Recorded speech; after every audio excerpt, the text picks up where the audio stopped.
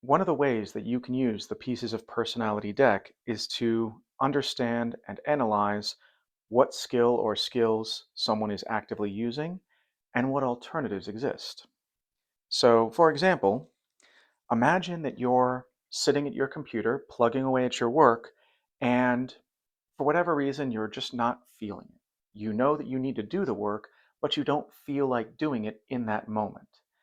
And matters like that, matters of discipline and I need to do this, often relate to the skill of memory. And many cards in this deck have this kind of layout. The name of the card, the type of the concept, symbol for that concept, and the symbol for the larger group it's a part of. And then along the edges, symbols that represent this concept's relationship to other concepts. In this case, memory's relationship to other skills. And then in the main body of the card, you have poetic text designed to remind us of some of the traits of this particular skill and also, in some ways, inspire us to consider and reflect on the nature of that concept, the concept of memory. So, in this particular scenario, you're engaging memory, you're trying to do the work with discipline and focus, but it's difficult for you. And there are many reasons why that could be the case. You might have used memory for long enough that it's just running out of stamina, it's running out of energy. Or it could be that memory is a difficult skill for you. Everyone has different relationships with the 8 skills. So if memory is not serving you well, then maybe another skill and transitioning to that other skill might be beneficial. And so you might ask yourself, which skills could I transition to? And the first one to consider would be exploration. And exploration is represented by the question mark. And you see here that on the memory card, the question mark is high on the sides. This represents how memory and exploration have a good relationship with each other. It's easy to transition between them, and they work very effectively together. And exploration is very much a skill of curiosity, of possibilities, of brainstorming and dabbling. So if you are trying to shift your focus from memory to exploration, maybe you could explore or brainstorm or consider alternate ways of doing this work, alternate options, alternate methods. Or you could step away from the work and engage in a bit of casual, free-form creativity. Again, exploring possibilities, imagining different things, exploring the connections between things, how one thing reminds you of another.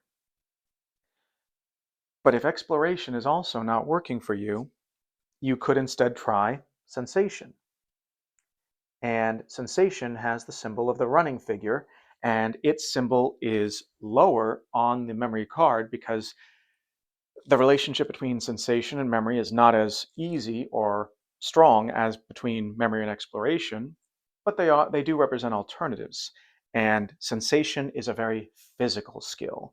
It's the skill of the 5 senses, it's the skill that likes to keep busy, and it's also the skill that likes to be active. So the most obvious way that you could engage sensation would be to physically move around, to get up, to go for a walk or a jog, to exercise, and then potentially return to your work.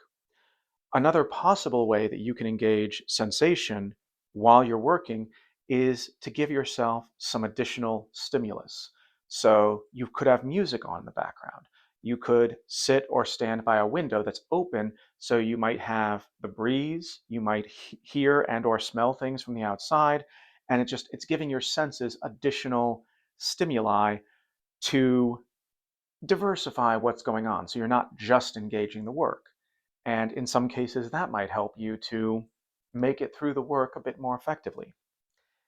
And then the last skill that you could consider as an alternative to memory is perspective. And perspective is symbolized by the curved line, and that symbol on memory is at the bottom of the card.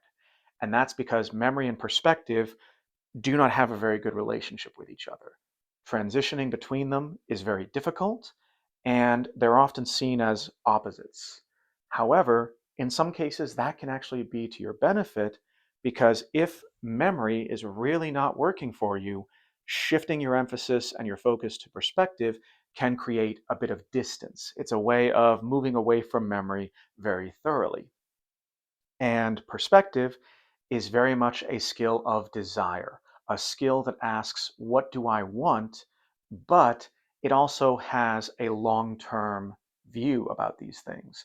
Where other skills might be more immediate, perspective is willing to work and endure and wait for an eventual reward.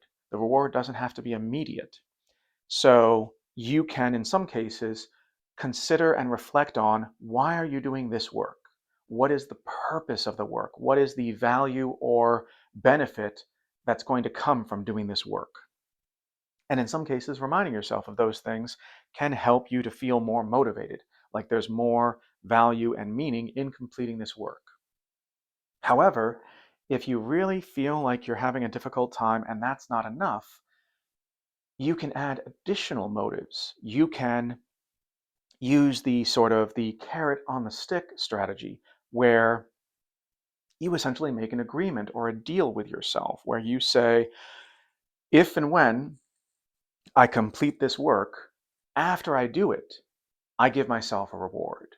I get to go do a fun experience. I get to have a treat of some kind. And in some cases, even having the reward or a symbol of the reward in front of you so that you can just look over at it for a moment when your will is faltering, when your focus is waning, and then go, oh, right, this is why I'm doing it. I'm doing it so I get that reward. And so in that way, you can actually change your relationship with the work. And hopefully that can help you to get the work done and move on to that reward that you promised yourself.